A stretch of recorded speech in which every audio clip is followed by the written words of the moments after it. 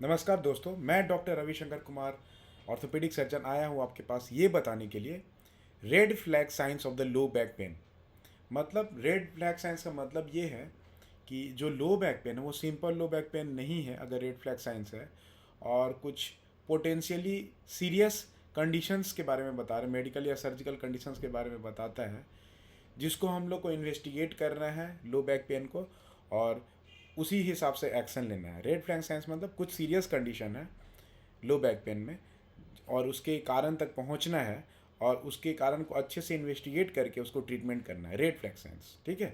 तो हम लोग सिंपल लो बैक की तरह ट्रीट नहीं कर सकते। तो चलिए शुरू करते हैं। इसी के साथ हम लोग मैं प्रेजेंट करने जा रहा हूँ red flag science of the low back pen, orthopaedic consultant, Manmohini health care, निदान nursing home, Barhampur, Murshidabad.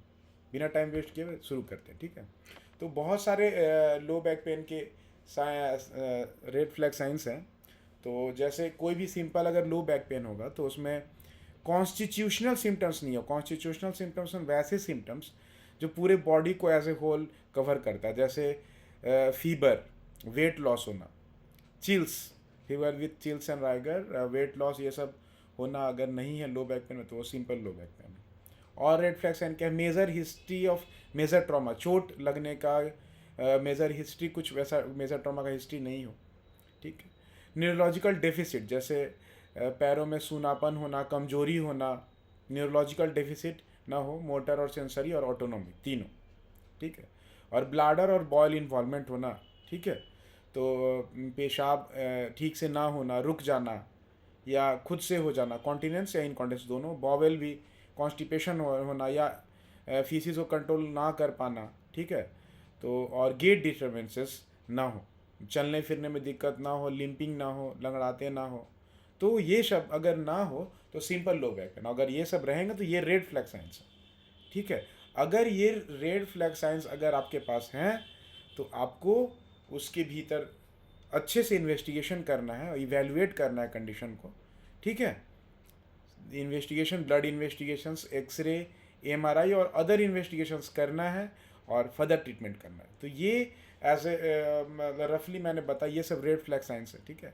Constitutional symptom होना लो बैक पेन के साथ, कोई हिस्ट्री ऑफ ट्रॉमा, चोट लगने का होना, और न्यूरोलॉजिकल डेफिसिट मतलब मोटर पावर, जो पैरों में मोटर पावर लॉस होना, सेंसरी, सुनापन, झिनझिनी, और ऑटोनॉमिक लॉस, ब्लाडर और बॉयल कंट्रोल ना होना, ठीक है। ये सब रेड फ्लैग साइंस है। मतलब पेशाब कंट्रोल ना कर पाना या पेशाब रुक जाना, रिटेंशन हो जाना, या फीसिस दैट स्टूल्स पास नहीं कर पाना, या कॉन्स्टिपेशन होना, या स्टूल खुद से ही पास हो जाना, ठीक है, कंट्रोल ना कर पाना, ये सब रेड फ्लैग साइंस है। तो ठीक है, ये मैंने ऐसे रफली बताया। तो चलिए इसको डिटेल में थोड़ा समझते हैं, ठीक है। तो चार कंडीशंस होते हैं जिसमें रेड फ्लैग साइंस हम लोग समराइज कर सकते हैं, ठीक है।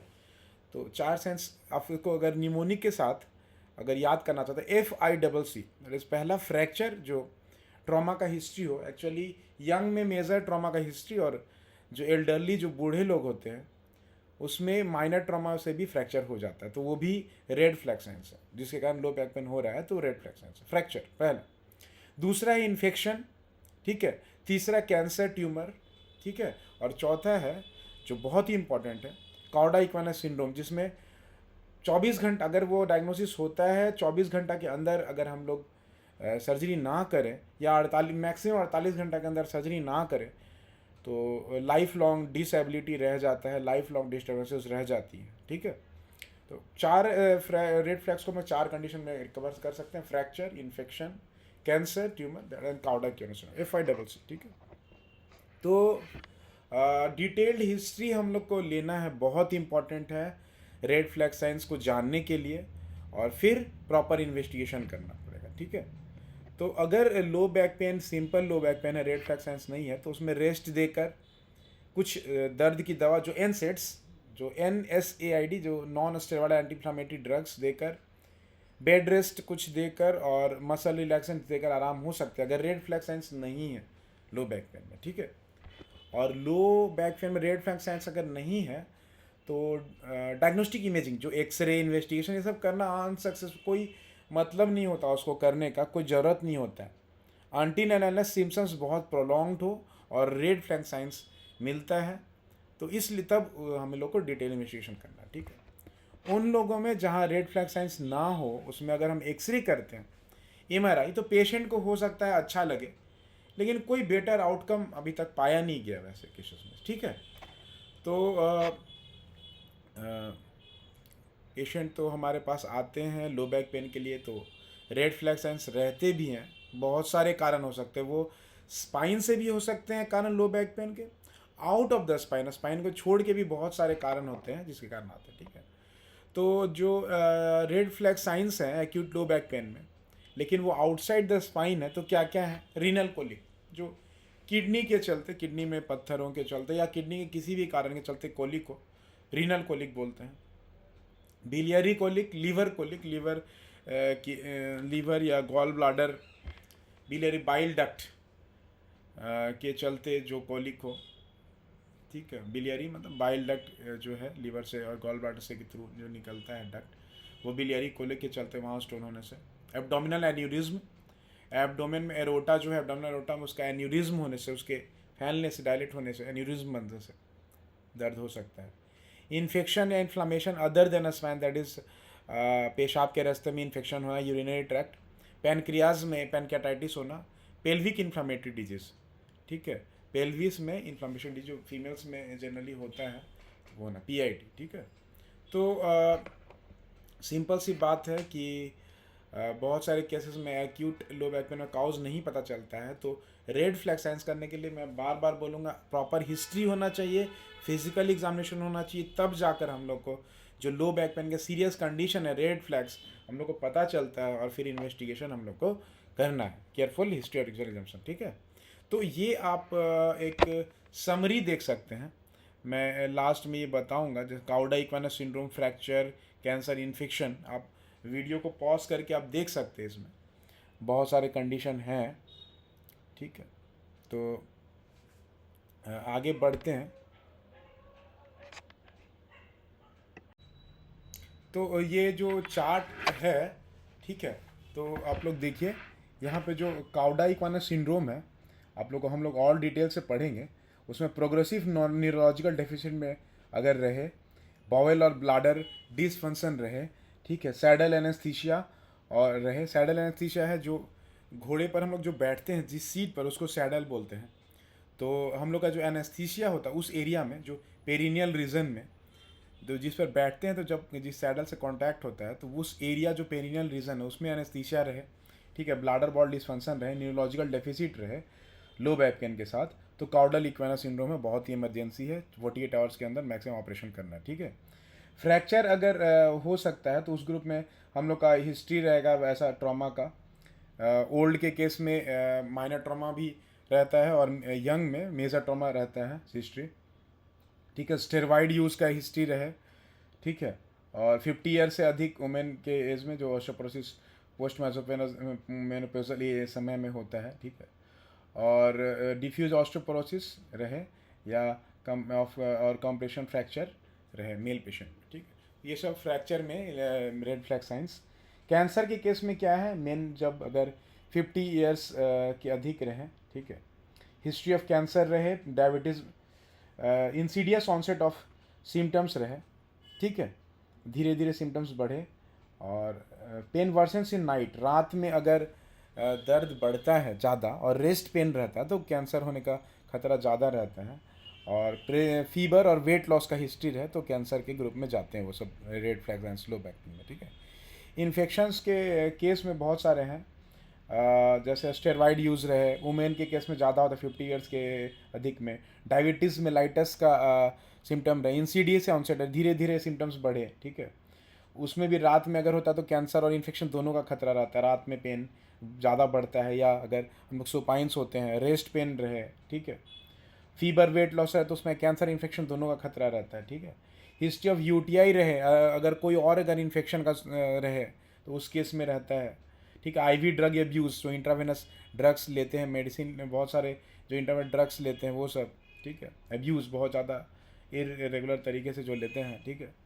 और HIV इन्फेक्शन हो या इम्यूनोसप्रेशन हो उनमें, ठीक है, हिस्ट्री पहले का सर्जरी का कुछ हिस्ट्री हो, तो ये सब केस में इन्फेक्शन होने का खतरा रहता है। ये सब रेड फ्लैग साइंस है उस ग्रुप के। तो ये एक समराइज्ड हुआ, हम लोग डिटेल में इसको समझते हैं अभी, ठीक है। अगर आपके पास टाइम नहीं है तो आप अभी यहाँ वीडियो पॉज करके एग्जिट कर सकते हैं, और अगर आप टाइम है तो आप एक्सप्लेन कर अच्छे से इसको देख सकते हैं वीडियो को, ठीक है। तो चलते हैं। तो फ्रैक्चर के केस में स्टेरॉइड यूज़, ठीक है, women greater than the 50 years, diffuse osteoporosis. Osteoporosis हम लोग कैसे करते हैं, BMD डेक्सा स्कैन से BMD जांच करके पता कर सकते हैं। मैंने अपने पिछले वीडियो में बताया था, ऑस्टियोपोरोसिस अगर वो है तो फ्रैक्चर होने का खतरा रहता है, ठीक है। Women greater than 50 years of age में स्टेरॉइड अगर बहुत दिन से कोई ले रहे हैं तब, और मेल पेशेंट में अगर कंप्रेशन फ्रैक्चर किसी भी कारण से हो तो ये एक रिस्क फैक्टर है low back pain with related with fracture. और यंग पेशेंट में मेजर ट्रॉमा का हिस्ट्री होता है, और एल्डरली में अगर ट्रिवियल फॉल मतलब कुछ सिंपल फॉल का भी अगर हिस्ट्री रहे तो ये रेड फ्लैग साइंस है, फ्रैक्चर उसमें हो सकता है, ठीक है। तो ऑस्टियोपोरोटिक वर्टिब्रल फ्रैक्चर का क्लासिफिकेशन है ये, ठीक है। तो ऑस्टियोपोरोटिक वर्टिब्रल फ्रैक्चर टाइप 1, ठीक है, स्नैकी एयरटेल से जो पहले में है, पहला जो है फर्स्ट OF1 देखिए आप, इसे वर्टिबल डिफॉर्मेशन नहीं है, ठीक है। सेकेंड OF2 जो है आप देख रहे हैं, डिफॉर्मेशन विथ और विदाउट और with only minor involvement of the posterior वाल, मतलब डिफॉर्मेशन है लेकिन पोस्टीरियर वाल का माइनर इन्वॉल्वमेंट है, ठीक है। थर्ड जो OF3 है, डिफॉर्मेशन विथ डिस्टिंक्ट इन्वॉल्वमेंट, मतलब इन्वॉल्वमेंट ऑफ पोस्टीरियर वाल का डिस्टिंक्ट इन्वॉल्वमेंट है। मतलब OF1 में डिफॉर्मेशन है नहीं है, नो डिफॉर्मेशन। सेकेंड में वर्टिब्रल डिफॉर्मेशन है लेकिन पोस्टीरियर वाल का उतना ज़्यादा इन्वॉल्वमेंट नहीं है, विथ और विदाउट।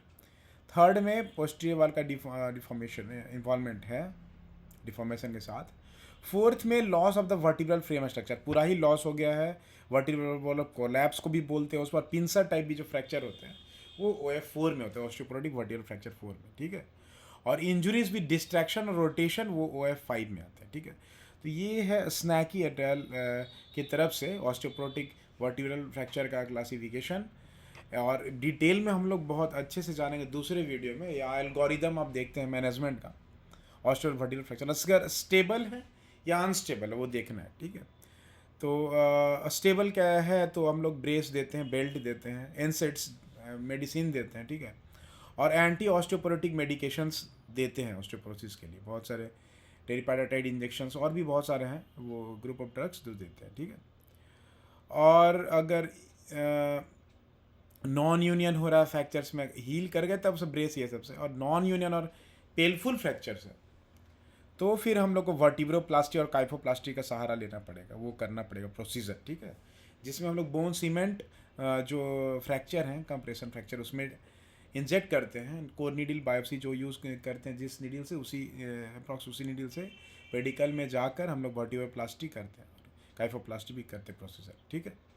और अगर अनस्टेबल फ्रैक्चर है तो उसमें या तो हम लोग को देखना है न्यूरोलॉजिकल डेफिसिट है कि नहीं। न्यूरोलॉजिकल डेफिसिट अगर वेंट्रल कॉम्प्रेशन सामने की तरफ कॉम्प्रेशन की तरह है तो एंटीरियरली अप्रोच से हम लोग को ग्राफ्ट देना है वहाँ, स्टड ग्राफ्ट, और पोस्टीरियर में पोस्टीरियर वर्टिब्रल कॉलम रिसेक्शन करना है, या कंबाइंड अप्रोच से भी। और बहुत सारे केसेस में फिक्सेशन का ज़रूरत पड़ता है हम लोग को, ठीक है। तो पेडिकल स्क्रूज और कनेक्टिंग रॉड से, और अगर डेफिसिट नहीं हो तो पोस्टीरियर अप्रोच से भी काम चलता है।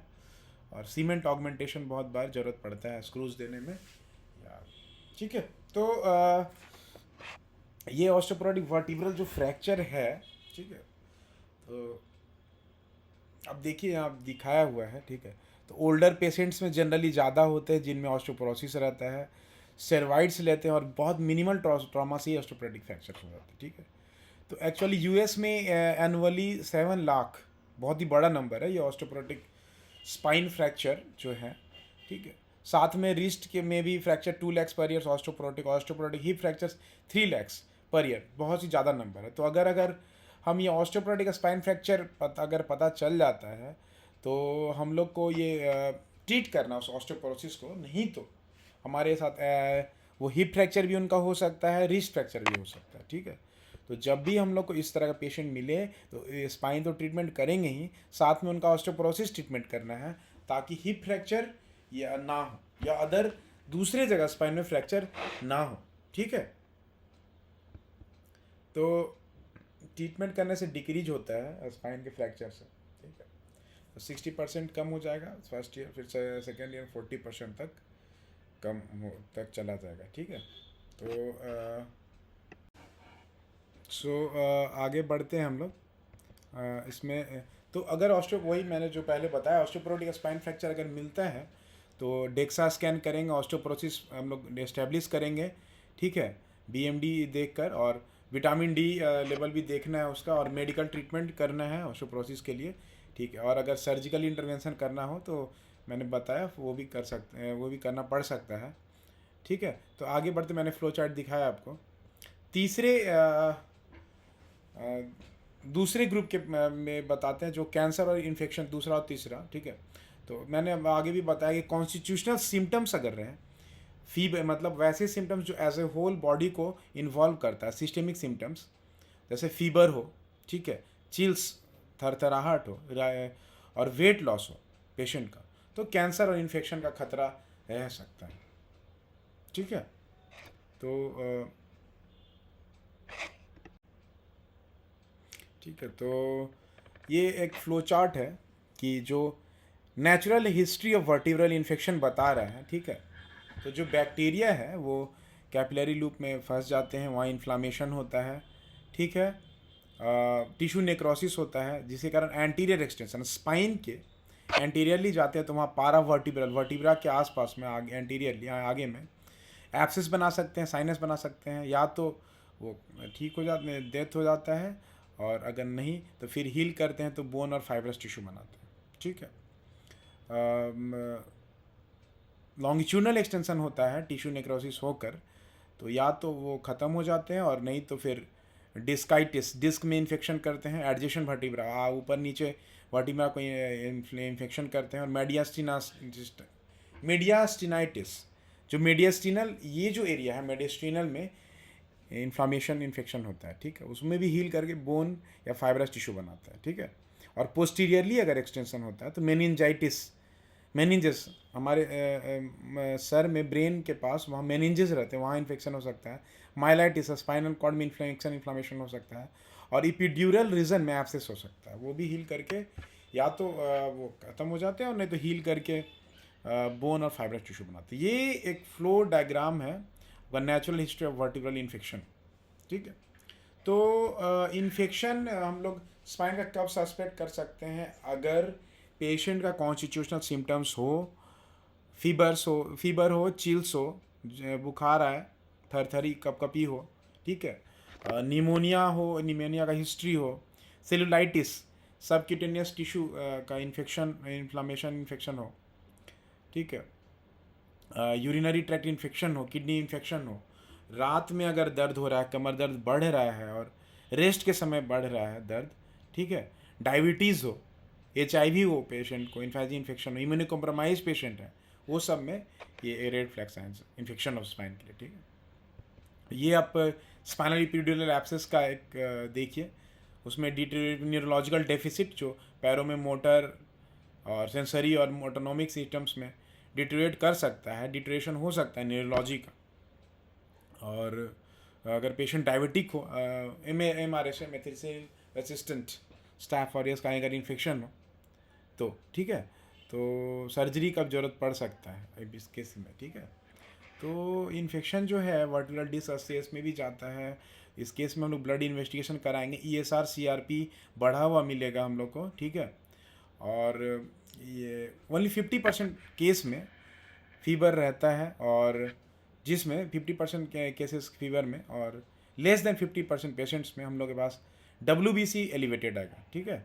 और ब्लड कल्चर करना है, और ये 24% पेशेंट्स में ही पॉजिटिव आएगा, ठीक है। तो MRI करना है इन सब पेशेंट्स में, एंटीबायोटिक देना हम लोग बायोप्सी करके, जो हम लोग को वो टिश्यू मिलता है, ठीक है, डिस्क का या तो उसका कल्चरल सेंसिटिविटी करेंगे, बायोप्सी करेंगे, उसके हिसाब से हम लोग गाइड करते, ट्रीटमेंट आगे बढ़ाते हैं, और MRI करते हैं, और एंटीबायोटिक उसी हिसाब से देंगे, कल्चर सेंसिटिविटी से या बायोप्सी से, ठीक है। तो एक साथ फिर से एक बार देखें, जो इन्फेक्शन केस में रेड फ्लैग साइंस क्या है लो बैक पेन के, तो diabetes mellitus, steroid use long term, women above the 50 years of age, insidious onsets मतलब धीरे धीरे सिम्टम्स हो रहे हैं, ठीक है। रात में कमर दर्द अगर बढ़ता है, सोने समय और रेस्ट के समय, पेशेंट को फीवर आता है, वेट लॉस हो रहा है, वज़न कम हो रहा है, यूरिनरी ट्रैक्ट इन्फेक्शन है या अदर कुछ इन्फेक्शन है, इंट्रावेनस ड्रग एब्यूज़, मेडिसिन का एब्यूज़ हो रहा है, ठीक है, HIV इन्फेक्शन है, इम्यूनो सप्रेशन यूज़ करते हैं कुछ भी कारण से इम्यूनो सप्रेशन है उनमें, या कोई प्रीवियस सर्जरी का हिस्ट्री, ठीक है। तो ये सब केस में रेड फ्लैग साइंस ये है इन्फेक्शन ऑफ स्पाइन का केस हो सकता है, ठीक है। और कैंसर में भी मैंने वही बताया, कॉन्स्टिट्यूशनल सिम्टम्स रहेंगे, फीवर, चिल्स, वेट लॉस रहेंगे, ठीक है। तो एक जो ओल्डर पेशेंट है जो 50 ईयर से या 50 ईयर से अधिक है, जो उसमें हिस्ट्री ऑफ कैंसर अगर रहता है तो उनमें ज़्यादा चांस है, उनमें MRI करना है। अगर रेस्ट पेन है, नाइट में पेन है, अनएक्सप्लेन्ड उनका वेट लॉस हो रहा है, वेट लॉस का कारण पता नहीं चल रहा है कुछ फ्यू मंथ्स में, तो उसमें हमें MRI करके इन्वेस्टिगेट करना है, ठीक है। तो कैंसर केस में वही है, अगर परसिस्टेंट लगातार पेन रह रहा है उनका, कुछ वीक से कुछ महीनों से चल रहा है, ट्रीटमेंट से बढ़िया नहीं हो रहा, अच्छा नहीं हो रहा है, पेशेंट का प्रॉब्लम कॉम्प्लिकेट हो सकता है, कैंसर हो सकता है, ठीक है। तो पॉसिबल ट्यूमर हो सकता है, क्योंकि ये स्पाइन एक कॉमन जगह है मेटास्टेटिक ट्यूमर के लिए वर्टिब्रल बॉडी में, और वो पेडिकल तक जाता है। एक एग्जांपल आप देखिए मेटास्टेटिक ट्यूमर का, ठीक है। तो 30 से 40% ऑफ बोन मास लॉस होना चाहिए, लॉस हो जाता है तब तक हम लोग को डिटेक्ट कर पाते हैं एक्सरे में, उसके पहले डिटेक्ट नहीं होता है। पेडिकल जब डिस्ट्रॉय होता है तो उसमें विंक साइन मिलता है, जो आँख ऐसे बंद करने के समय जो साइन ये आ रहे हैं उस तरह की पेडिकल हो जाती है। आपको मैं पिक्चर दिखाता हूँ, ये नॉर्मल पेडिकल है, ठीक है, और जो आँख बंद करने के ये जो श्रिंक हो जा रहे हैं ये विंक साइन, जो आँख मारने के साइन को बोल रहे हैं, loss of pedicle bone, that is wink sign, ठीक है। तो 30 से 40% जब बोन लॉस हो जाता है तब उसके बाद एक्सरे में डिटेक्ट होता है, और वो विंक साइन की तरह लॉस ऑफ पेडिकल की तरह में दिखता है, पेडिकल होने पे दिखता है, ठीक है। देखिए ये साइन है लॉस ऑफ बोन के साथ विंग साइन, ठीक है। तो बहुत बार रीनल ट्यूमर है जो बायोप्सी और सर्जरी करना रहता है, उसके लिए स्पाइनल लीजन जो है उसको आर्टेरियोग्राफी करना पड़ता है, एम्बोलाइज करना पड़ता है, क्यों? क्योंकि मेटास्टेसिस के, ठीक है। तो रेड फ्लैग साइंस हम लोगों ने कैंसर के देश में क्या क्या देखा, लो back pen red flag science हो सकता है जो कैंसर हो सकता है। मेन में अगर 50 ईयर्स ऑफ एज से अधिक में हो रहा है, हिस्ट्री ऑफ कैंसर है, धीरे धीरे सिम्टम हो रहा है, इंसीडियस ऑनसेट्स, रात में वो दर्द, कमर दर्द बढ़ रहा है या सोने समय बढ़ रहा है, फीवर है, ठीक है, वेट लॉस हो रहा है, और न्यूरोलॉजिकल इन्वॉल्वमेंट है, मोटर वीकनेस है, ठीक है, सेंसरी डेफिसिट है, बहुत सारे केस में ऑटोनॉमिक प्रॉब्लम भी हो रहा है, ब्लैडर बॉल इन्वॉल्वमेंट भी हो रहा है, ठीक है। तो मोस्ट कॉमन ट्यूमर्स क्या है जो स्पाइन इन्वॉल्व करते हैं, ठीक है, जो मेटास्टाइज हो जाते हैं, जो इन्वॉल्व करते हैं वहाँ से, ब्रेस्ट हो गया, ब्रेस्ट, ठीक, लंग, ठीक है, फेफड़ा, रीनल, किडनी, ठीक है, प्रोस्टेट से भी आता है वो ट्यूमर जो स्पाइन में आ सकता है, थायराइड से भी आता है, मेलानोमा स्किन से, माइलोमा तो खुद स्पाइन के इन्वॉल्वमेंट होता है, और लिम्फोमा और कोलोरेक्टल कैंसर कोलन से, ठीक है, और रेक्टम से। और spine most common site of metastasis to skeleton, especially thoracic spine, इसलिए थोरेसिक स्पाइन में अगर दर्द है तो वो एक डेंजर, एक रेड फ्लैग साइन है, क्योंकि spine most common metastasis, side metastasis और स्केलेट स्पेशली थोरेसिक स्पाइन, ठीक है। मोड ऑफ स्प्रेड क्या है, मिक्स्ड है, ठीक है, और ये प्राइमरी पे डिपेंड करता है कि स्प्रेड कैसे किया है, ठीक है। तो आर्टेरियल रूट आर्टरीज के थ्रू स्प्रेड करता है ब्रेस्ट, थायराइड और किडनी ट्यूमर, और बैटेसन प्लेक्सस, वेनस प्लेक्सस के थ्रू ट्रांसफर जो आता है वो मेटास्टेटाइज करता है, जो प्रोस्टेट और ब्लाडर ट्यूमर है वो बैटेसन वेनस प्लेक्सस के थ्रू स्पाइन में आता है, ठीक है।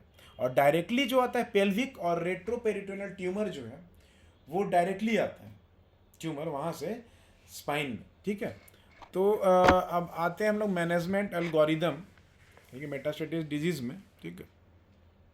तो अगर एसिम्प्टोमेटिक हो, ठीक है, तो और एक्सटेंशन टू एपिड्यूरल स्पेस और कॉर्ड कंप्रेशन हो रहा है, ठीक है, तब हम लोग EBRT, ये मतलब एक्सटेंशन एक्सटर्नल हम लोग बीम रेडिएशन थेरेपी देते हैं, radiation EBRT, external beam radiation therapy, ठीक है।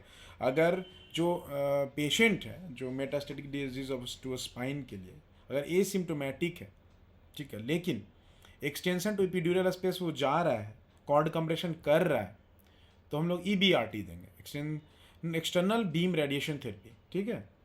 और अगर नहीं एक्सटेंशन है तो ऑब्जर्वेशन करेंगे, रिपीट इमेजिंग करना है उसको और मेडिकल थेरेपी करना है, ठीक है। और अगर सिम्टोमेटिक है, पेन है, तो हम लोग ग्रेडिंग करते हैं, 3 भाग में उसको बांटते हैं। एक बार वो देख लेते हैं हम लोग। रिवाइज टोकुहाशी प्रोग्नोस्टिक स्कोर है, ठीक है, फॉर प्लानिंग एंड मैनेजमेंट, ठीक। तो इसमें स्कोर 0, 1, 2, 3, 4, 5 आप देखिए कैरोन्स्की परफॉर्मेंस के थ्रू ये, और एक्स्ट्रा स्पाइनल बोन मेटास्टेसिस के through scoring, vertebral metastasis, visceral metastasis, primary site कहाँ से आ रहा है, जैसे लंग से अगर स्कोर 0, लीवर से 1, other source 2, kidney rectum, kidney से आ रहा तो 3, 4 रेक्टम से, और ब्रेस्ट 5, ठीक है।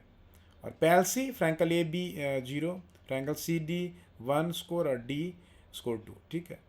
और विसरल मेटास्टेसिस अगर अनरिमूवेबल है तो स्कोर 0, रिमूवेबल तो स्कोर 1, और नन कुछ भी ना हो तो स्कोर 2, और विसरल मेटास्टेसिस नहीं हो तो।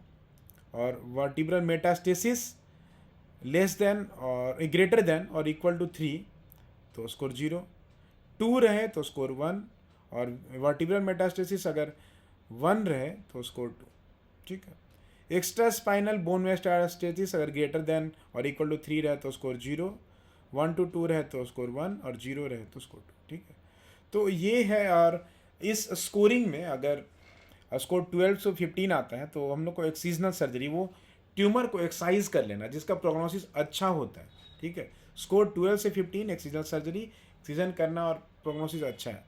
स्कोर 9 to 11 पैलिएटिव सर्जरी कर सकते हैं हम लोग, और लेस देन और इक्वल टू 8 कंजर्वेटिव मैनेजमेंट करना है, कोई फ़ायदा नहीं होगा ऑपरेशन करने का, ठीक है।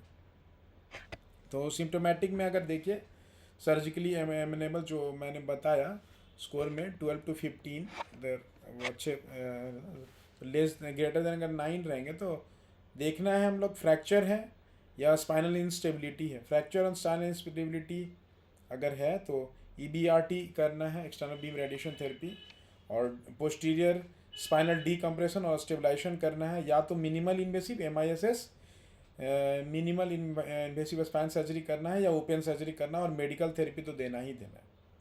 और अगर फ्रैक्चर इंस्टेबिलिटी, स्पाइनल इंस्टेबिलिटी नहीं है तो सिर्फ हम लोग को EBRT external beam radiation therapy देना है, और SBRT radiation therapy limited involvement के लिए, और chemotherapy, radiotherapy, hormonal therapy, immunotherapy depending on the conditions, ठीक है।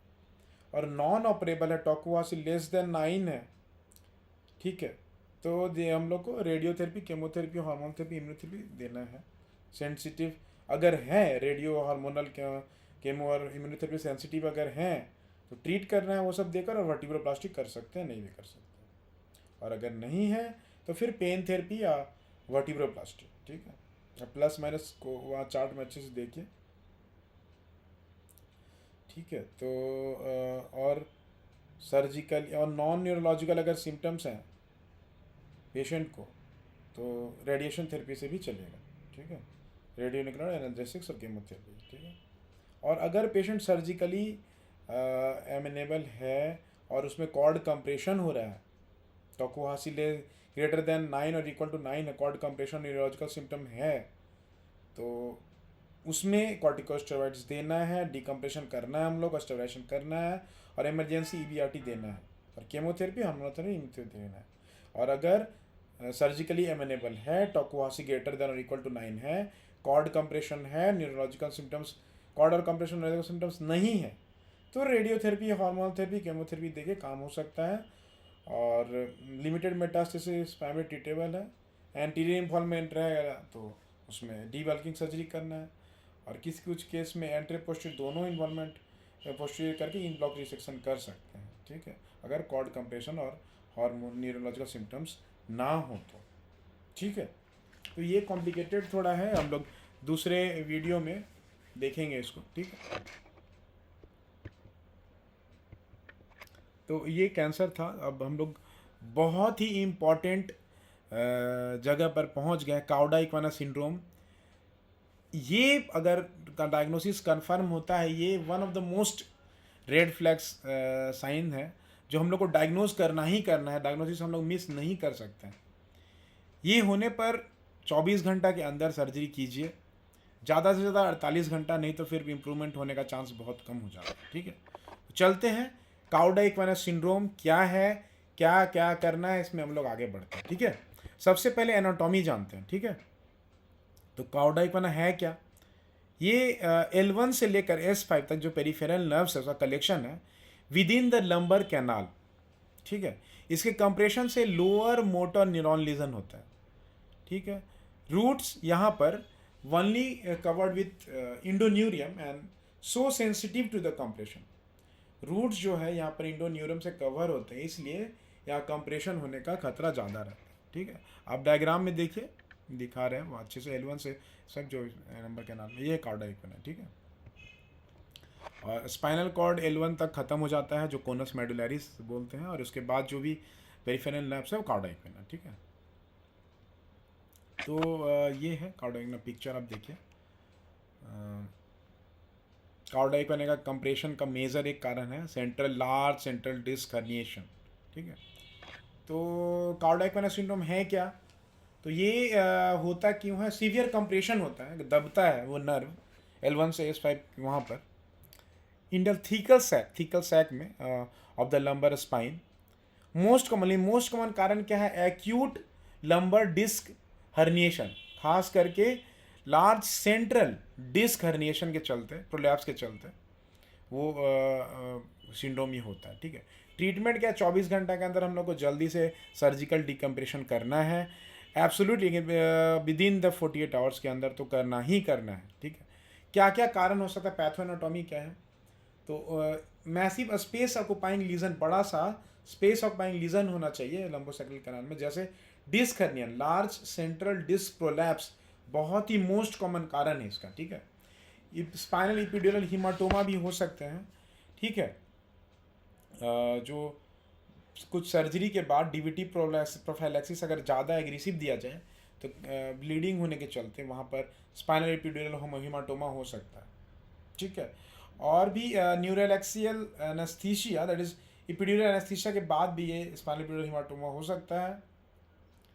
ठीक है, और occur in the post operative period with the early DVT prophylaxis. ठीक, स्पाइनल कॉर्ड ट्यूमर्स के चलते भी वो काउडा इक्वाना सिंड्रोम हो सकता है। ठीक, और क्या क्या कारण है स्पाइनल कॉर्ड ट्यूमर्स में? एग्जांपल देखते हैं, मिक्सोपैपिलरी इपिंडाइमोमा, स्क्वानोमा और स्पाइनल मेनिंजियोमा। ठीक, synovial facet cyst, spinal epidural abscess के चलते, और trauma, retropulsion of the fracture fragment और डिसलोकेशन और कोलैप्स के चलते, लंबर बर्स्ट फ्रैक्चर के चलते ये हो सकता है, और डेवलपमेंटल स्पॉन्डाइलोलिस्थेसिस के चलते। ठीक है, एपिडेमियोलॉजी इसका जो है काउडा इक्वाना सिंड्रोम का, 1 मिलियन पीपल में 1.5 to 3.4 केसेस। ठीक है, एस्टिमेटेड प्रिवलेंस क्या है?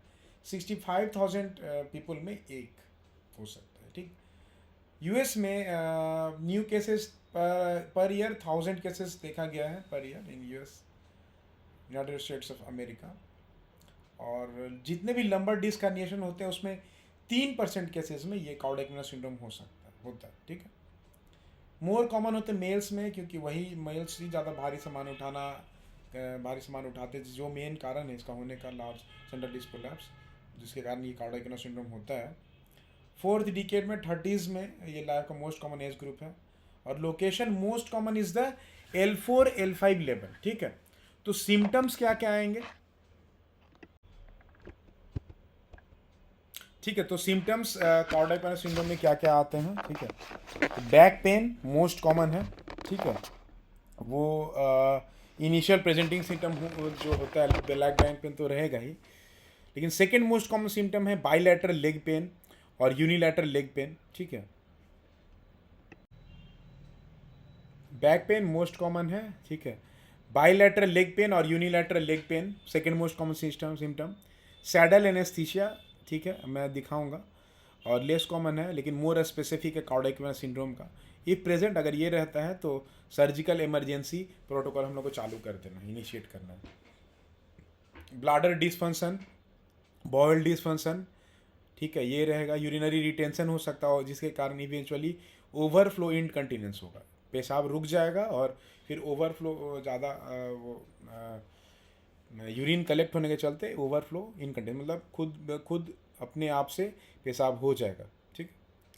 और बॉयल डिसफंक्शन, बॉयल रिटेंशन रहेगा, वो पैखाना स्टूल नहीं कर, इनएबिलिटी टू डिफिकेट, वो पास नहीं कर पाएंगे, या फीकल इनकंटिनेंस, खुद ब खुद स्टूल पास हो जाएगा, ठीक है। ब्लाडर कंट्रोल लॉस हो जाएगा उसमें, ठीक। और पैरों में झिनझिनी, सेंसरी चेंजेस रहना, सुनापन लगना या मोटर वीकनेस होना, ठीक है। तो और रेयर है लेकिन हो सकता है। सेक्सुअल डिसफंक्शन, इंपोर्टेंस, नपुंसकता मेन में, और बॉयल डिसफंक्शन भी रेयर है, ठीक है। तो एक एक करके सिम्टम देखते हैं। लो बैक पेन, ठीक है, लो बैक पेन रहेगा, बटक पेन रहेगा, ठीक है।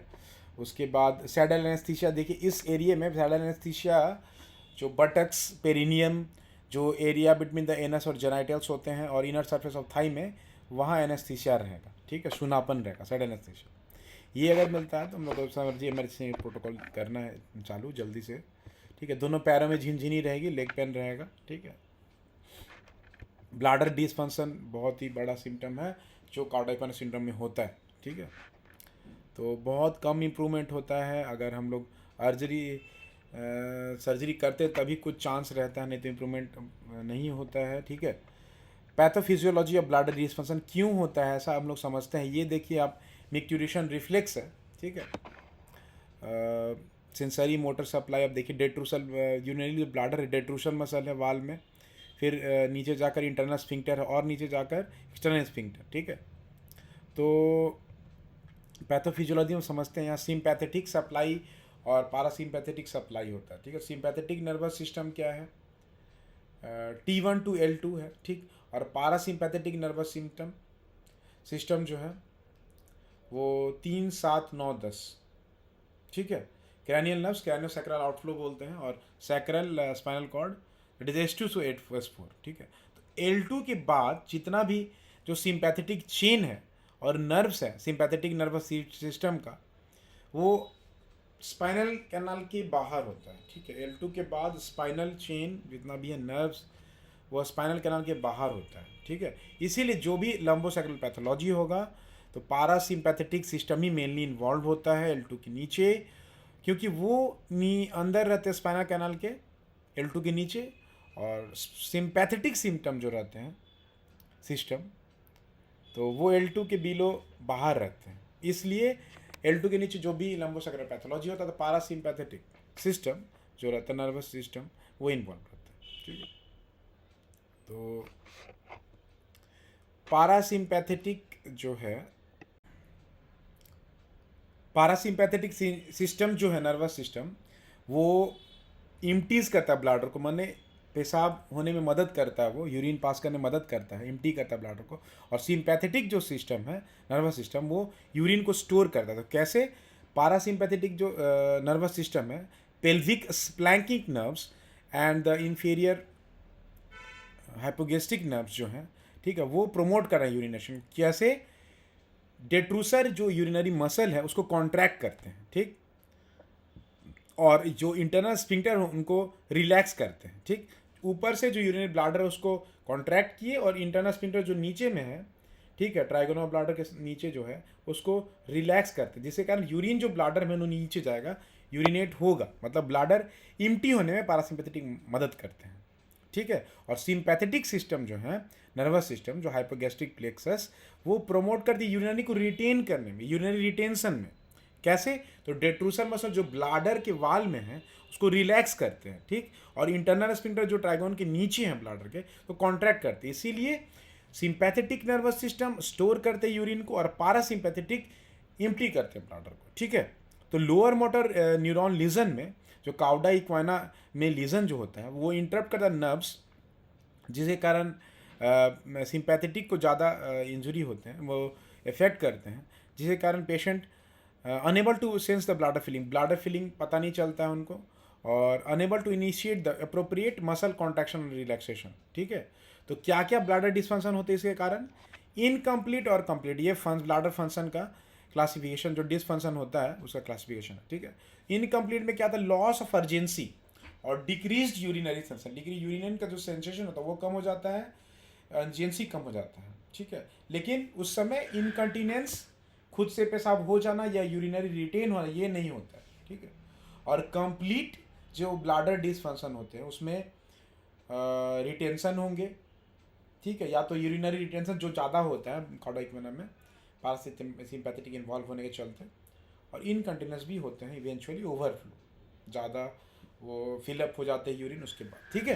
तो ट्रीटमेंट क्या है, हम लोग को जल्दी से, ये सर्जिकल इमरजेंसी है जिसमें चांस ऑफ रिकवरी, अगर अर्ली सर्जरी करते हैं तब चांस ऑफ सर्जरी रहता है, ठीक है। Timing of the surgery will decide the outcome, timing of जो सर्जरी है वो आउटकम को डिसाइड करता है, ठीक है। जो पारासिम्पैथेटिक सिस्टम बॉवेल के केस में क्या करते हैं ये देखें, तो वो स्टिमुलेट करते हैं पारासिम्पैथेटिक नर्वस सिस्टम, ठीक है। और जो सिम्पैथेटिक है वो इनहिबिट करते हैं उसको, बॉवेल मोटिलिटी को, ठीक है। तो पारासिम्पैथेटिक सिस्टम जो वो रेक्टल कॉन्ट्रैक्शन करवाते हैं और स्फिंक्टर को रिलैक्सेशन करवाते हैं, जिसके कारण फीसिस पास होता है आउटसाइड, ठीक है। और सिम्पैथेटिक सिस्टम क्या करते हैं, relaxation of the bowel and constriction of the sphincters. तो बॉवेल डिस्फंक्शंस जो है काउडल कोना सिंड्रोम में, वो क्या क्या है, इनकम्प्लीट और कंप्लीट, ठीक है। इनकम्प्लीट कार्डियक वेनस सिंड्रोम 1 में, CS1 में क्या है, इंडिविजुअल को लॉस ऑफ सेंसेशन होगा और ability to control the bowel movements वो नहीं कर पाएंगे, जिसके कारण डिफिकल्ट होगा उनको डेफिकेट करना, स्टूल पास करना और इनकंटिन्यूस को कंट्रोल करना, ठीक। और कंप्लीट में क्या, यूरिनरी और फीकल इनकंटिन्यूस, मतलब वो total complete loss of bladder control होता है, बॉवेल कंट्रोल होता है, जिसके कारण वो स्टूल या तो रिटेन कर लेते हैं पूरी तरह, और नहीं तो इनकंटिन्यूस खुद ब खुद वो स्टूल पास हो जाता है, ठीक है। तो ये बहुत ही दो सिम्टम जो ब्लाडर और बॉवेल डिस्फंक्शन है बहुत ही ख़राब है, इसलिए वो अगर रिकवरी चाहिए तो जल्दी सर्जरी करना है, ठीक है। फिजिकल एग्जामिनेशन जो करते हैं कार्डियक वेनस सिंड्रोम में, इंस्पेक्शन, पेशेंट डिस्ट्रेस में रहता है, low back pain, leg pain और वीकनेस के चलते, पाल्पेशन में low back pain, pain tenderness, distinguish feature नहीं है, यूरिनरी रिटेंशन के लिए हम लोग पाल्पेशन ब्लाडर कर सकते हैं, ठीक। न्यूरोलॉजिक जो इन्वॉल्वमेंट है, मोटर में बाइलैटरल दोनों पैरों में या यूनिलैटरल वीकनेस रहेगा, हम लोग ग्रेड MRC ग्रेडिंग से देख सकते हैं, 0 1 2 3 5 से, ठीक है। वो मैं आपको इंक्लूड करूँगा इस वीडियो में, अटैच करूँगा, ठीक है। और रेक्टल टोन हम लोग देख सकते हैं, डिजिटल रेक्टल एग्जामिनेशन से रेक्टल टोन डिक्रीज हो जाता है, ठीक है। और सेंसरी इन्वॉल्वमेंट में रिड्यूस सेंसेशन रहेगा या एब्सेंट सेंसेशन रहेगा, पिन प्रिक करने से पेरिएनल रीजन में सेंसेशन रिड्यूस हो जाता है, सैडल एनेस्थीसिया के चलते H2 H2 डर्मेटम इन्वॉल्व होता है पेरिनियम और पोस्टीरियर थाई में, ठीक है। और पिन प्रिक और लाइट ट्रांसेशन डिस्टिंग्विश करना है, ठीक है। बायलैटरल और यूनिलैटरल दोनों पैरों में या एक पैर में लोअर एक्सट्रीमिटी में सेंसरी डिस्टर्बेंसेज रहेगा, ठीक है। रिफ्लेक्स एब्सेंट और डिक्रीज्ड, लोअर एक्सट्रीमिटी जितने रिफ्लेक्स है वो डिक्रीज हो जाता है, ठीक है। प्रोवोकेटिव टेस्ट में बल्बो कैवर्नस रिफ्लेक्स डिमिनिश्ड हो जाता है और एब्सेंट हो जाता है, और एनल विंक टेस्ट भी डिमिनिश्ड और एब्सेंट हो जाता है, ठीक है। तो अगर हम लोग कार्डियक वेनस अगर सस्पेक्ट कर रहे हैं तो पेरिएनल सेंसेशन देखना है, अगर वो नहीं मिल रहा है तो बहुत चांस है कि कार्डियक वेनस सिंड्रोम है, सैडल एनेस्थीसिया है, ठीक है। तो प्रोग्नोसिस, नेचुरल हिस्ट्री, डिले अगर करते हैं डायग्नोसिस और मैनेजमेंट में तो डेवास्टेटिंग लाइफ लॉन्ग इंपेयरमेंट होगा, प्रोग्रेसिव वीकनेस होगा, of the lower extremity weakness बढ़ते जाएगा, और प्रोग्रेसिव लॉस ऑफ ब्लाडर और बाउल फंक्शन दोनों खराब हो जाएगा सर्जरी के बिना, ठीक है। अर्ली सर्जरी करने के बाद भी, even with early surgery, neurological recovery variable है, ठीक हो भी सकता है नहीं भी हो सकता है, लेकिन अर्ली सर्जरी करना है हम लोग को मैक्सिमम रिकवरी के लिए, ठीक है। और लॉन्ग टर्म यूरिनरी जो डिसफंक्शन है वो कॉमन है कार्डियक वेनम में, ठीक है। तो ये था प्रोग्नोसिस। और सो इमरजेंसी है ये कार्डियक वेनस सिंड्रोम, हम लोग को डायग्नोज अर्ली करना है, अर्जेंटली करना है, लॉन्ग टर्म कॉम्प्लिकेशन से बचने से। अब नीचे डायग्राम में देखिए, लार्ज डिस्क हर्निएशन है, सेंट्रल डिस्क हर्निएशन, ये कॉज करता है कार्डियक वेनस सिंड्रोम, ठीक है। L4 L5 लेवल पे है, ये मोस्ट कॉमन जगह है वो। रेडियोग्राफी करना क्या रहता है, MRI करना है जल्दी, ठीक है। इमरजेंसी में हम लोग रेडियोग्राफ एक्सरे करते हैं, एपीलैटरल फाइंडिंग यूजुअली नॉर्मल, रहता है। लॉम्बार्डी सिमुलेशन में एक्सरे नॉर्मल ही रहेगा। अदर काउज देख सकते हैं हम लोग स्पाइनल कैनल स्टेनोसिस में, जैसे burst fracture, high grade developmental spondylolisthesis, intact lamina. ठीक है, एमआरआई इंडिकेशंस क्या वही है, इवेलुएट करने के लिए न्यूरोलॉजिकल कंप्रेशन और कार्डियक सिंड्रोम अगर सस्पेक्ट करते हो जल्दी से करना है। 1 से 2 घंटे में इमरजेंसी में जब आते हैं पेशेंट उस समय एमआरआई करना है। ठीक है, फाइंडिंग्स क्या जनरली मिलता है, लार्ज सेंट्रल डिस्क हर्निएशन जो कंप्लीट स्पाइनल कैनाल ऑब्स्ट्रक्शन कर देते हैं, स्पाइनल स्टेनोसिस मिल सकता है, एपिड्यूरल हिमाटोमा मिल सकता है, एपिड्यूरल एब्सेस मिल सकता है। ठीक है, अब क्या करेंगे जिसमें पेसमेकर्स हैं, एमआरआई इनकॉम्पेटिबल इम्प्लांट्स यूज़ किया हुआ है जिनमें जो पेशेंट्स हैं, तो उनमें क्या करना है, सीटी माइलोग्राफी। एमआरआई तो कर सकते नहीं, एमआरआई जिसमें कॉन्ट्राइंडिकेटेड है उस केस में सीटी माइलोग्राफी करना है। ठीक है, फाइंडिंग्स क्या मिलेगा, सेजाइटल और axial reconstruction can reveal the space occupying lesions, partial और कंप्लीट ब्लॉकेज और कॉन्ट्रास्ट मिलेगा। ठीक है, तो लेबोरेटरी में ESR CBC ये सब कुछ कर लेना है ये, और इन्फेक्शियस हिस्टोलॉजी होने के हो सकता है, प्रीलैप्सेस। यूरोडायनेमिक स्टडीज़ बहुत इंपॉर्टेंट है हम लोग को, प्री ऑपरेटिव और post operative, post void residual volume माने पेशाब करने के बाद। ठीक है, पहले पेशेंट को बोलना है पानी आप पीजिए पूरी तरह, जब पेशाब लगे पेशाब कीजिए। ठीक है, उसके बाद पोस्ट वॉइड पेशाब करने के बाद जो रेसिड्यूअल वॉल्यूम यूरिनरी ब्लड में बचता है जनरली कितना होना चाहिए, लेस देन 50 to 100 ml।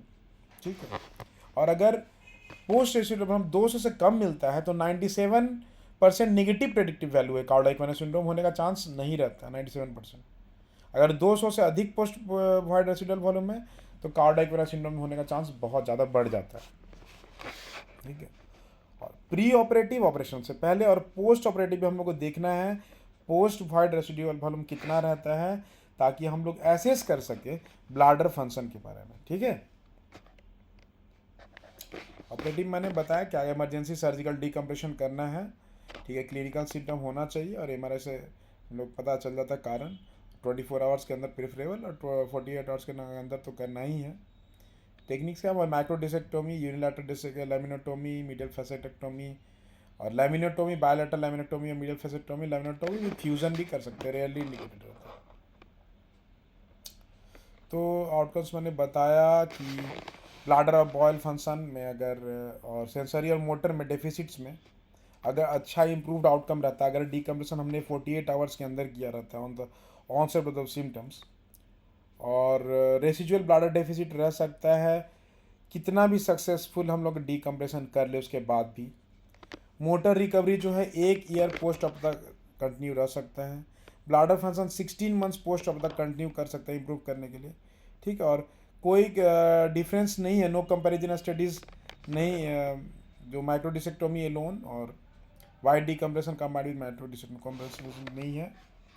तो जल्दी जल्दी हम लोग देखते हैं एज, ये सब रेड फ्लैग साइंस है। Age older than the 50 years, constitutional symptoms of fever, chills, recent urinary tract infection और skin infection, penetrating wound near the spine or any procedure causing bacteria, history of significant trauma, major in young patients और minor in elderly patients, unrelated night pain और pain at rest, cancer और infection में। ठीक है, progressive motor और sensory deficit, cardiac syndrome हम देख ही चुके हैं, सडन एनेस्थीसिया, बायलैटरल सियाटिका होगा, यूरिनेशन करने में दिक्कत होगा, faecal incontinence, unexplained weight loss cancer के केस में, हिस्ट्री ऑफ कैंसर और strong suspicion of the current cancer, history of osteoporosis fracture हो सकता है। ठीक है, हिस्ट्री ऑफ इम्यूनोसप्रेशन और immuno deficiency, chronic oral steroid abuse. ठीक है, इंट्रावेनस ड्रग अब्यूज़ और सब्सटेंस अब्यूज़, और एक है failure to improve after 6 weeks of conservative therapy. अगर नॉर्मल लो बैक पेन हो, कोई रेड फ्लैग साइंस नहीं हो, लेकिन 6 वीक्स ऑफ कंजर्वेटिव थेरेपी के बाद भी अगर इम्प्रूव नहीं कर रहा है तो हमें इन्वेस्टिगेशन करना है। ठीक है, वो रेड फ्लैग साइन हो सकते हैं, डिटेल हिस्ट्री और एग्जामिनेशन करना है और इन्वेस्टिगेशंस करना है, प्रॉपर स्टेप्स लेना है। ठीक है, तो अगर 6 वीक्स के बाद भी कंजर्वेटिव थेरेपी के बाद भी नॉर्मल लो बैक पेन अगर इम्प्रूव नहीं कर रहा है, उसको रेड फ्लैग साइन की तरह लेकर हमें इन्वेस्टिगेशन करना है और हिस्ट्री लेना है। थोरैसिक पेन हो लो बैक पेन के साथ, ठीक है, तो कैंसर हो सकते हैं। जनरल मैलेज हो, डिफॉर्मिटी हो, वो सब में भी रेड फ्लैग साइन है ये, ठीक है। और एक रेड फ्लैग साइन क्या है, हम पेशेंट देखते हैं, लो बैक पेन का पेशेंट रहता है और वो लिम्प कर रहे हैं, जिसमें हम लोग को लिम्पिंग का कुछ कारण पता नहीं चल रहा है, ठीक है। हिप रीजन हमने चेक कर लिया, ठीक है। लो बैक में एमआरआई करा के देख लिया लंबर स्पाइन का, कुछ कोई भी दिक्कत नहीं है। तो उन सब केसों में लिम्पिंग का कारण एक सर्वाइकल माइलोपैथी भी हो सकता है। हमें वो रखना है अपने माइंड में, वो सर्वाइकल माइलोपैथी का वो जो पॉइंट है वो रखना है, ठीक है। वो spinal cord compression cervical region में कंप्रेस हो जाते हैं, उसके चलते होता है, ठीक है। ये प्रोग्रेसिव कंडीशन है और जल्दी से जल्दी हमें डायग्नोसिस करना है, ठीक है। तो लो बैक पेन रहेगा और अनस्टेडी गेट रहेगा, लो बैक पेन में कुछ मिलेगा नहीं, लंबर स्पाइन कुछ मिलेगा नहीं पैथोलॉजी, और मिलता कहाँ है, तो सर्वाइकल स्पाइन में, ठीक है। तो वेलकम इसमें to the cervical spine myelopathy, ये है, ठीक है। तो इसको बहुत अच्छे कंडीशन से हम लोग को देखना, अनस्टेडी गेट होता है उसमें, और ये क्यों होता है spinal cord compression cervical spine में, प्रोग्रेसिव कंडीशन में, ठीक है। इसमें होता क्या है, कमर दर्द के साथ वो लिम्पिंग अनस्टेडी गेट तो रहेगा, लंगड़ा कर चलेंगे वो पेशेंट, साथ में अपर लिम में, ठीक है, हैंड क्लम्जीनेस रहेगा, ठीक। गेट डिस्टर्बेंस मैंने बताया, चलने में डिक्रीज मैनुअल डेक्सट्रिटी, जो फाइन स्किल्स वाले हैंड के ग्रास्पिंग ऑब्जेक्ट्स ये सब करने में उनको दिक्कत होगा, फाइन जो हाथों से काम करते हैं उसमें दिक्कत होगा, शर्ट के बटन लगाने में दिक्कत होगा, ठीक है। वो किसी ऑब्जेक्ट को अच्छे से पकड़ नहीं पाएंगे, तो वो हाथ से ऑब्जेक्ट पकड़ेंगे वो छूट जाएगा। और हाइपर रिफ्लेक्सिया होगा, पॉजिटिव हॉफमैन साइन, ठीक है, भी रहेगा, ठीक है। देखिए बटन लगाने में उनको दिक्कत हो रहा है। हॉफमैन साइन क्या, मिडिल फिंगर के यहाँ नेल के पास यहाँ टच करेंगे तो ये और सब फिंगर्स मूव करेंगे, पॉजिटिव, ये हाइपर रिफ्लेक्सिया। जैसे ऐसे मैंने देखिए यहाँ अगर मिडिल फिंगर के नेल को यहाँ टच किया तो और सब फिंगर्स, जो ये यहाँ टच किया मैंने तो ये फिंगर्स मूव करेंगे, इसको टच करने से और सब फिंगर्स, हाइपर रिफ्लेक्सिया, तो हॉफमैन साइन, ठीक है। तो ये हमें ध्यान में रखना है cervical spine myelopathy. So here we comes to an end, मैं एंड में आ रहा हूँ। तो अगर सिंपल लो बैक पेन है तो उसका और सब कॉन्स्टिट्यूशनल सिम्टम्स नहीं रहेगा, फीवर, चिल्स, वेट लॉस नहीं रहेगा, जो इन्फेक्शन और कैंसर हो सकता है उसका underlying cause, history of major trauma नहीं रहेगा,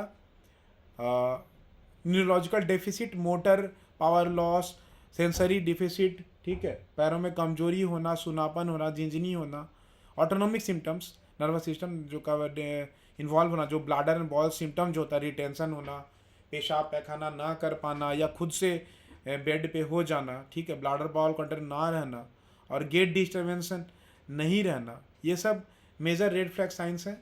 लो बैक पेन सिंपल जो है तो उसमें नहीं रहते हैं। और अगर ये सब रेड फ्लैग साइंस जो कॉन्स्टिट्यूशनल सिम्टम्स हुए, फीवर, चिल्स, वेट लॉस हुए, मेजर ट्रॉमा का हिस्ट्री रहे, गेट डिस्टर्बेंस रहे और ब्लाडर कॉन्ट्रैक्शन और बॉवेल डिफ़िकल्टीज़ रहे, तो हम लोग को रेड फ्लैग साइंस को पहचानना है, डिटेल्ड हिस्ट्री लेना है, अच्छे से इन्वेस्टिगेट करना है, ब्लड इन्वेस्टिगेशन सब करना है, ESR, CRP, other blood investigation, x ray करना है, MRI करना है, MRI कॉन्ट्राइंडिकेटेड और CT माइलोग्राफी करना है, और हमें अच्छे से पता करके फर्दर इन्वेस्टिगेशन करना है। और अगर रेड फ्लैग साइन मिलता है, ये कॉन्ट्राइंडिकेशन, नॉट सर्जिकल ट्रीटमेंट, और सर्जिकल ट्रीटमेंट मैक्सिमम केस हम लोग करना पड़ता है, ठीक है। तो अब मेरे पास बहुत सारे पेशेंट आएंगे जो कमर दर्द हो गया है, थोड़ा डिस्क हर्निएशन है, तो बहुत सारे disc herniation bed rest, analgesics देकर, दवा पेन किलर्स देकर, रेस्ट देकर, और वो रिकवर कर जाते हैं। अगर 6 वीक्स तक रिकवर नहीं करते हैं तब हमें रेड फ्लैग की तरह यूज़ उसको करना है। क्यों, इसीलिए बोलना चाहूँगा कि हर्नियाटिक डिस्क रेड फ्लैग नहीं है, सीरियस कंडीशन नहीं है, लेकिन इन्वेस्टिगेशन इसमें करना पड़ सकता है, ठीक है, अगर दर्द ठीक ना हो कंजर्वेटिव ट्रीटमेंट में। इसमें बहुत सारे सेलेक्टिव नर्व रूट ब्लॉक्स के ऑप्शंस होते हैं, वो भी करना पड़ सकता है MRI करके, अगर रिकवर ना करें, ठीक है। तो 6 वीक्स तक कंजर्वेटिव ट्रीट कर सकते हैं इसको, उसके बाद भी अगर नहीं हो तो MRI तब देख सकते हैं और उसके बाद हम लोग प्रॉपर मैनेजमेंट कर सकते हैं। तो यहाँ पर हम लोग एंड पर आते हैं लो बैक पेन के।